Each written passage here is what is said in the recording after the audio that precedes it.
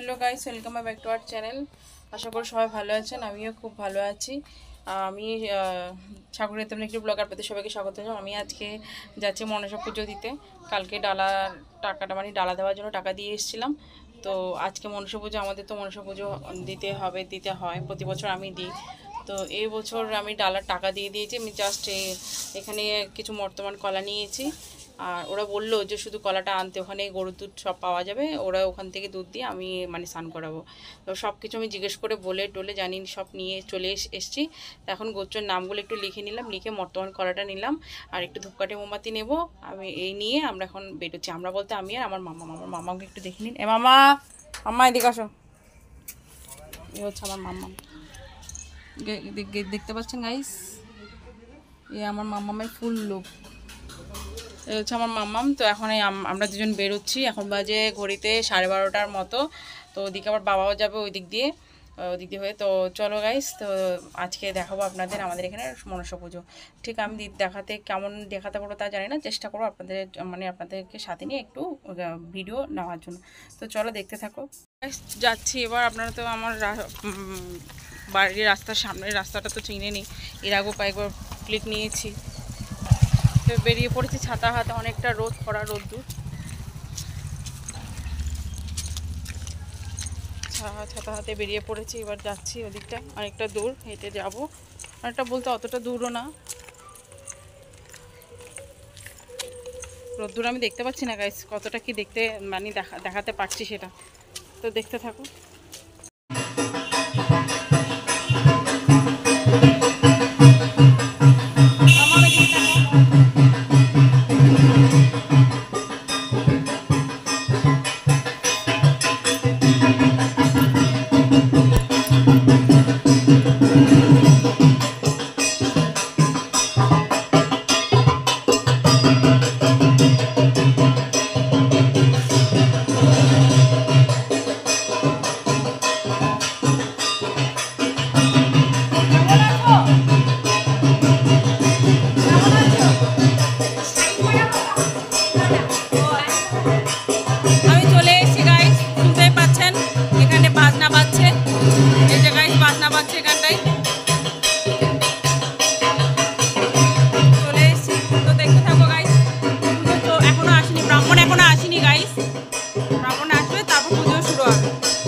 মায়ের শাড়ি এখন খোলা হবে, নতুন শাড়ি পরানো হবে, নতুন শাড়ি পরবে মা। এখন ডেলি নিত্য নতুন চেঞ্জ হয় না, প্রতিদিনই চেঞ্জ হয় না শাড়ি।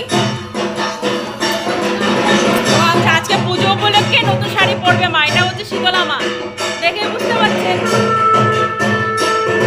পরানো হয়ে গেছে, নতুন শাড়ি মাকে পরানো হয়েছে। এখন মাকে অনেক সুন্দর লাগছে গাইস, দেখুন অনেক সুন্দর লাগছে মাকে। এখন নতুন শাড়িটা পরানো হলো।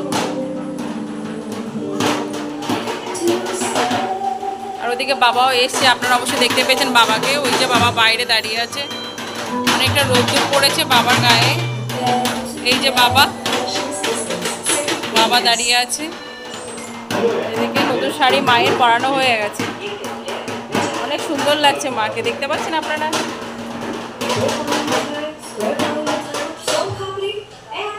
মায়ের নতুন শাড়ি পরানো হয়ে গেছে, মা নতুন শাড়ি পরিধান করেছে আজকে, যেহেতু আজকে মনসা পুজো। তাই ওইদিকে মনসা পুজো অনেকটা এখন মানে প্রস্তুতি চলছে, এখনো ব্রাহ্মণ আসেনি। এই যে দেখুন